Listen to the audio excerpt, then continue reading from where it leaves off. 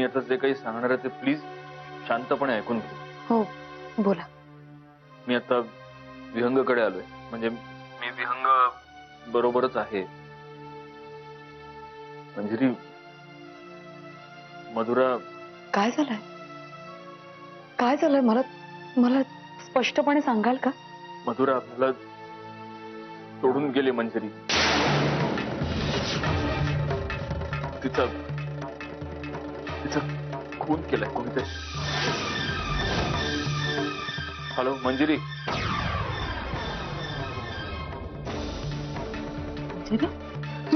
मंजिरी, अगं वंसा, वंसा लवकर या. मंजिरी, तुम्हाला हे सगळं कॉम्प्लिकेटेड नाही वाटत? म्हणजे बघा ना, हे सगळं विचित्र आहे. I am confuse. Vihang Bhosale हा मुधोळकरांचा मित्र आहे, तसाच तो मयत मिसेस भोसलेचा नवराही आहे. मुधोळकरांची पत्नी ही मयत मिसेस भोसलेची बहीण, जिला भेटायला प्रिया आली होती, जी मुधोळकरांच्या घरी राहते. इथेच तर सगळं कन्फ्युजन आहे. म्हणजे सर, ह्या दोन मित्रांनी या दोघी बहिणींशी लग्न केले, म्हणजे साडू आहेत हे दोघं. तेवढं समजतं मला. हे वरवर दिसतंय त्यापेक्षा आत खूप निराळं आहे. खूप चॅलेंजिंग केस आहे आपल्यासाठी. म्हणजे तुमच्यासाठी आणि माझ्यासाठी, हो ना? हो. एक्सक्यूज मी, तुमची काही हरकत नसेल तर मी जाऊ शकतो का? नाही, झालंय असं की मी घरी फोन करून ही बातमी कळवल्यानंतर मंजिरीला, आय मीन मधुराच्या बहिणीला चक्कर आली आहे बहुतेक. म्हणजे मला माहित नाही नक्की काय झालं, पण मला जावं लागेल. मधुराची बहीण म्हणजे तुमची मिसेस, राईट? हो. नाही, मग तुम्हाला जावंच लागेल. बायकोला सांभाळणं महत्वाचं, आणि या अशा कठीण प्रसंगात तुम्ही तिच्यासोबत असणं फार गरजेचं आहे. मी प्रियाला बरोबर नेऊ शकतो का? का? अरे हो, त्या तुमच्याच घरी असतात नाही का? हे असं होतं, माझं विसरायला होतं मला. नाही, काहीच प्रॉब्लेम नाही, तुम्ही त्यांना घेऊन जाऊ शकता. हा, एक मिनिट, त्यांना अधूनमधून चौकशीसाठी यावं लागेल.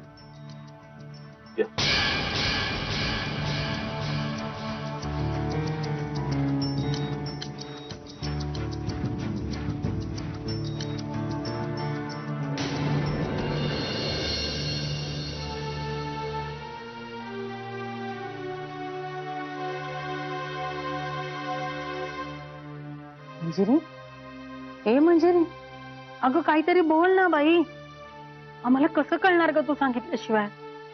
काही कळायलाच मार्ग नाहीये. हो, काय करायचं आता? ए पोरी, अगं बोल ना काहीतरी.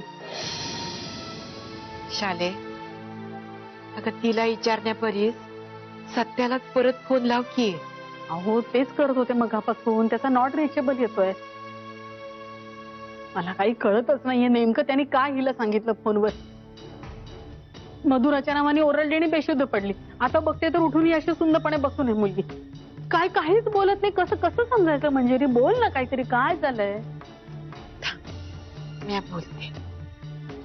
मंजिरी, अगं काय झालं? हा, काय झालं ते सांग की. मधुराला काय झालंय का? अगं पोरी, तू काही बोलली नाहीस तर कसं करणार आम्हासनी? हा, बोल पोरी, बोल, म्हणजे तुला बी बरं वाटेल आणि आम्हा. काय झालंय सांग, सांग पोरी, काय सत्या, अरे काय झालं? तू काय सांगितलं तिला फोनवरती? अशी का बसली आहे? अगं शाले थांब, तू थांबलीस तर तो बोलेल की. अहो पण घरच्यांच्या जीवाला घोर लागतो, यांना समजत नाही का? एक फोन नाही साधा करून सांगता येत तर आता सुद्धा 10 वेळा विचारते, काही बोलायला तयार नाही हा मुलगा. सांग ना सत्या. प्रिया, तुला जर काही माहिती असेल तर तू तरी सांग ना ग. मावशी, मावशी, मधुराचा खून झालाय.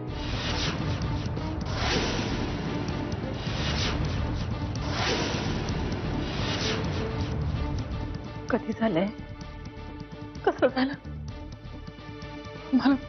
मला काही नाही माहित. मला आत्ताच्या आत्ता तिथे घेऊन जाऊ शकता?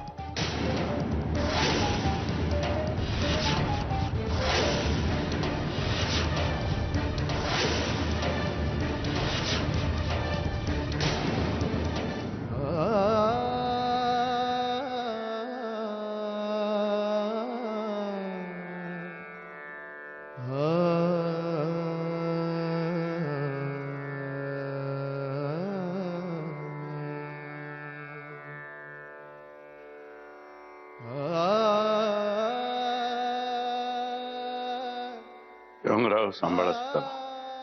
खर तर मी हे असं सांगणं योग्य होणार नाही, कारण हे दुःख आयुष्यभराचंच असतं ना. पण जे आता समोर आलंय ते स्वीकारायला हवंच ना. मधुरा मधुरा आज या जगात नाही, हे सत्य आहे. हे सत्य तुम्ही स्वीकारायला हवं. तुम्ही स्वीकारायलाच हवं.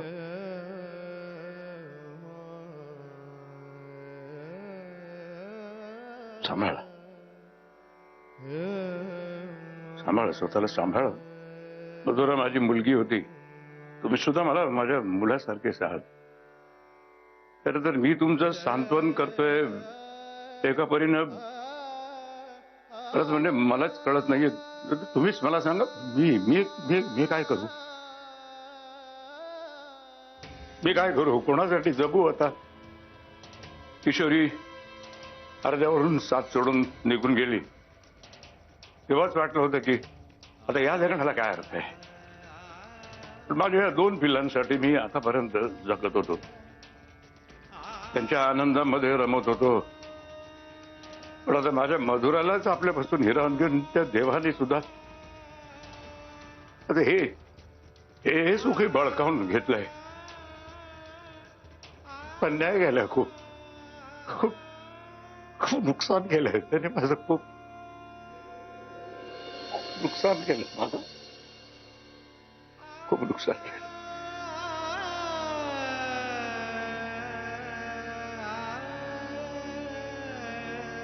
अंजली अंजली काय झालं? घरचं काय झालं?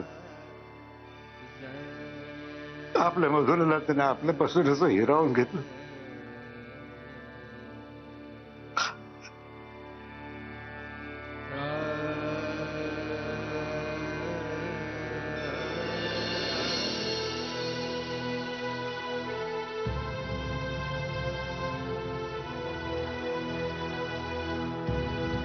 अरे मिस्टर मुधोळकर, तुम्ही मगाशी घरी गेला होतात ना? परत आलात ना? माझ्या बायकोला यायचं होतं, तिला घेऊन आलो. हो, ओके. आता कशा आहेत त्या? शॉक मध्ये. I can understand mister Mudholkar. त्यांच्यासाठी हा फार मोठा आघात आहे. आम्हाला हेही कळलं की मयत मिसेस भोसले या प्रेग्नंटही होत्या. म्हणजे त्यांचं मेंटली शॉक असणं मी समजू शकतो. मला अजून एक सांगा मिस्टर मुधोळकर, त्या मगाच्या तुमच्या प्रिया मॅडम, नाही नाही तुमच्या म्हणजे मगाशी तुमच्या बरोबर ज्या गेल्या ना, त्या प्रिया मॅडम आणि मयत मिसेस भोसले यांचे संबंध कसे होते? नाही म्हणजे त्या प्रिया मॅडम तुमच्या घरी राहतात, त्या तुमच्या आईच्या खास मैत्रिणीची मुलगी वगैरे, हे सगळं मला माहिती आहे.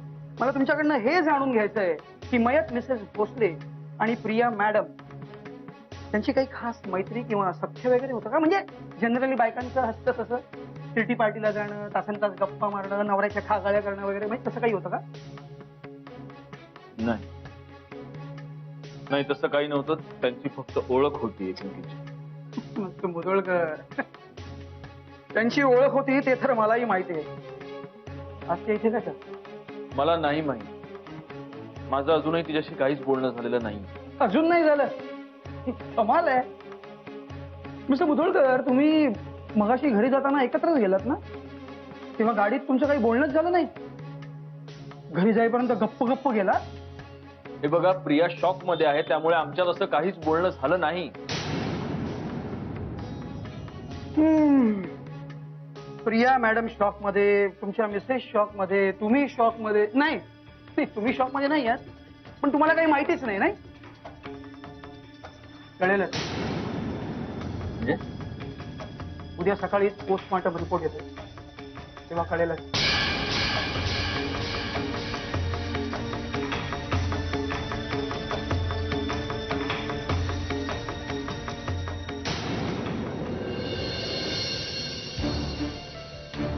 सत्यजित, मला खूप भीती वाटते. मला माहिती नाही मला या सगळ्यामध्ये का मी शांत हो. आता आपण आपल्या घरी आलोय ना, तुला काही होणार नाहीये प्रिया. हं? काही नाही होणार तुला. मला फक्त एवढंच सांग की नेमकं काय झालं. खरं तर काय झालं मला सुद्धा कळत नाही. माझा या सगळ्याशी काही संबंध नाही. आय स्वेअर माझा काही संबंध नाही. मी काही केलेलंच नाहीये. मला समजत नाही. मी प्रिया, कोण म्हणतंय तू काही केलंय? मला एकच सांग, तू विहंगच्या घरी का गेली होती? मधुराला भेटायला गेले होते. पण का? कारण तिचाच मला फोन आला होता. तिने मला भेटायला बोलवून घेतलं. तुला मी भेटायला आले होते ना, त्यानंतर मी तिला भेटायला गेले.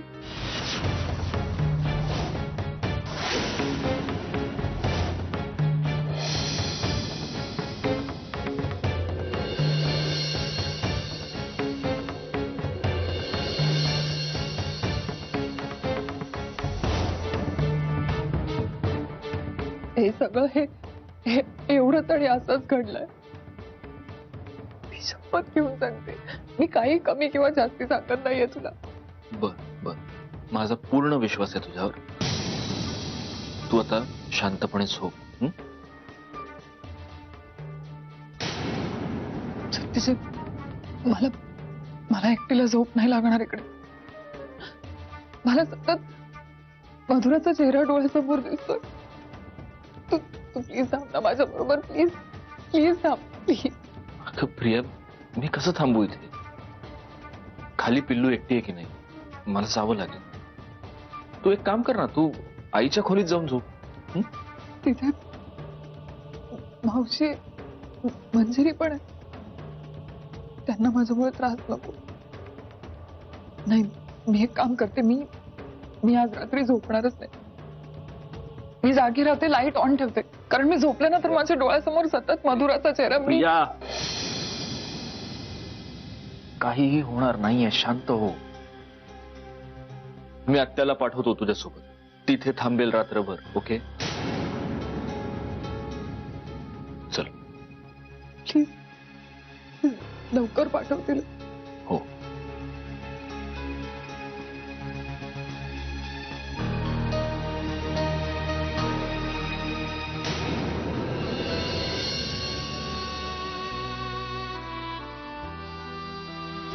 कशी आहे प्रिया आता? घाबरली प्रचंड. आज आत्याला तिच्या खोलीतच झोपायला सांग. निदान तिला शांत झोप तरी लागेल. मी आहे आतमध्ये. सत्या, तू विचारलं नाहीस तरी सांगणं माझं काम आहे म्हणून सांगते. मंजिरीची अवस्था सुद्धा तशीच आहे रे. अजून रडली नाहीये पोर. मी एक सांगितलं तर ऐकशील माझं? काय? हे बघ, तुझे तिच्यावर जे काही आरोप आहे, तुझं जे काही म्हणणं आहे, ते काही दिवसांसाठी थोडं बाजूला ठेव ना. ती पोर जे काही भोगतीये ना, ते खूप भयानक आहे रे. सामान्य माणूस हे नाही सहन करू शकणार. ती जे काही भोगते ती तिच्याच कर्माची फळ आहे ताई. नाही नाही नाही, एक मिनिट. मला तुझ्याशी कुठल्याही प्रकारचा वाद घालायचा नाहीये सध्या. फक्त मी जे काही तुला सांगायचा प्रयत्न करतेय ना, ते समजून घे. अरे, आपली सख्खी धाकटी बहीण अशी अचानक जाणं हा केवढा मोठा धक्का असेल तिच्यासाठी. थोडा विचार कर ना. आणि जेव्हा बाळाची आई अशा तणावातून जात असते ना, तेव्हा त्याचे परिणाम बाळावरही दिसतात. माझी एकच विनंती आहे तुला सध्या, हे जे तुझे नियम आहेत ना, हे काही दिवसांसाठी शिथिल कर ना. तिला तिच्या बाळाबरोबर जास्त वेळ राहू दे. कदाचित त्यामुळे तिच्या मनावरचा ताण कमी व्हायला मदत होईल. आणि फक्त तिच्यासाठीच नाही, अरे आपल्या पिल्लूसाठी सुद्धा हे फार महत्वाचं आहे.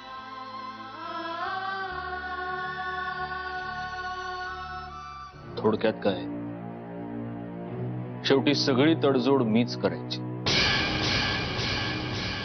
ठीक आहे, केली तडजोड. कारण तुम्हा सर्वांना मी कितीही अमानुष वाटत असलो तरी तसा मी नाहीये.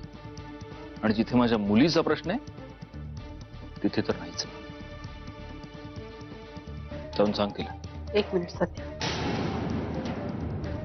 हे नियम करताना तू मला विचारलं नव्हतास, तेव्हा तूच तिला ठणकावून सांगून आला होतास ना. मग आता हेही तूच सांगून ये. ज्याने नियम केले त्यांनीच ते बदलले असं सांगणं उत्तम.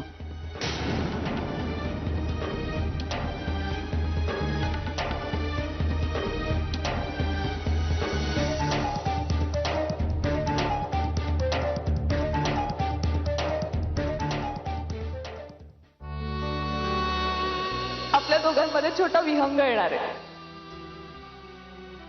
मधुरा, तू खरं सांगतेस?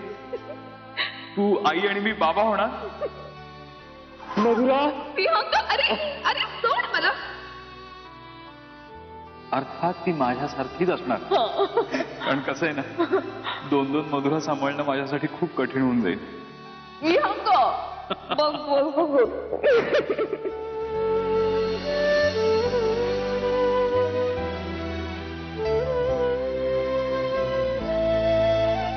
ऐक ना,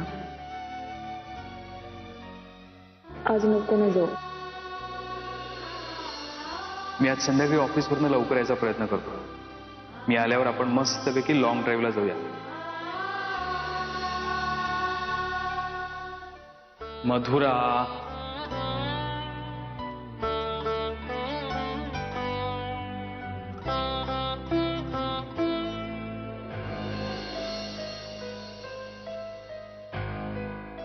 विहंगराव, कालपासून काही खाल्लेलं नाहीये तुम्ही. घ्या, थोडं दूध तरी पिऊन घ्या. घ्या.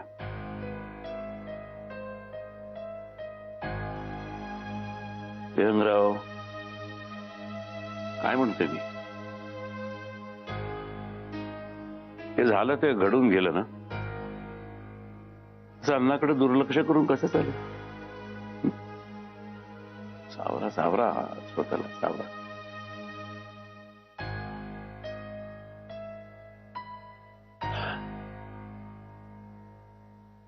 मला माहितीये बाबा,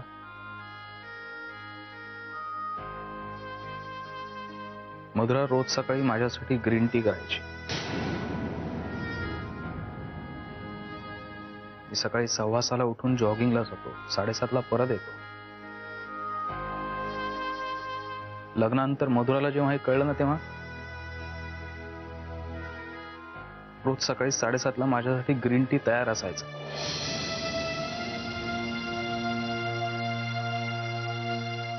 गंमत बघा ना, लग्नाच्या आधी सकाळी 10:30च्या आधी कधीही न उठणारी मधुरा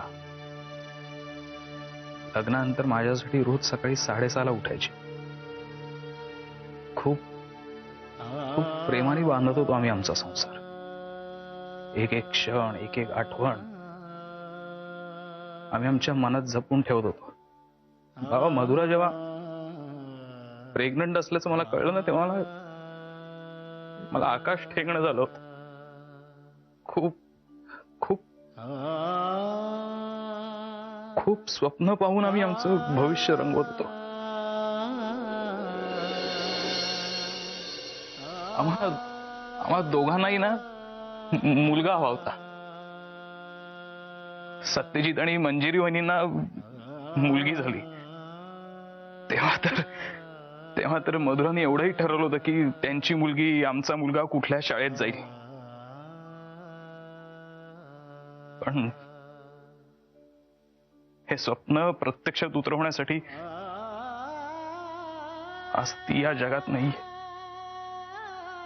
आणि मी असूनही असल्यासारखा. बस करा, या आठवड्यातून बाहेर पडा. बाहेर पडायतून बाहेर पडा. जे झालं ते घडून गेलं ना, बाहेर पडायतून. नाही तर त्या आठवणी आयुष्यभर पाठलाग करत. जाणाऱ्या माणसासोबत आठवणी गेल्या असत्या तर काही प्रश्नच नव्हता. आणि मधुरा नुसती आठवणीत नाहीये माझ्या, ती माझ्या श्वासात आहे. बाबा, मधुरासोबत घालवलेला प्रत्येक क्षण कोरलाय माझ्या मनावर. तो असा ठरवूनही नाही पुसून टाकता येणार.